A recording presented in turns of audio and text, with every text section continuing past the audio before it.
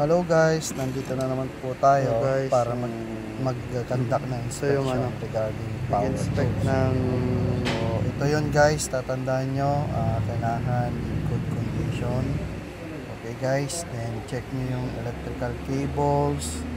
Okay, kung may mga trace of wear and tear. So yan guys, yan i-check nyo ha.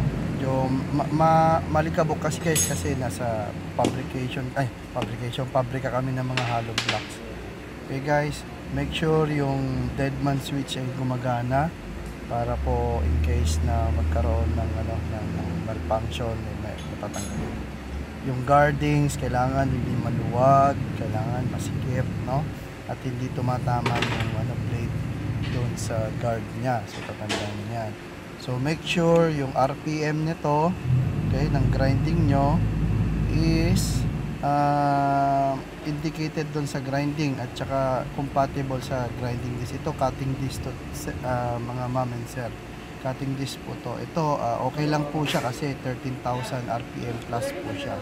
While the grinding itself is 11,000. So ito po makikita nyo dyan po, tinuturo ko po dyan yung expiration date, ha?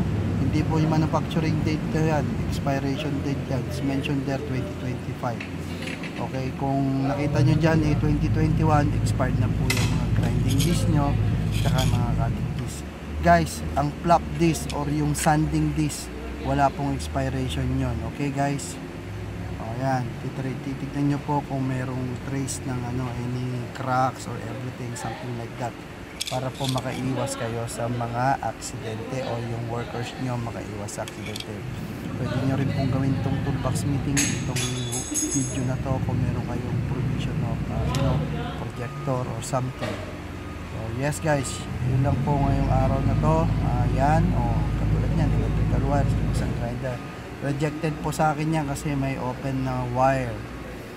Thank you guys for watching.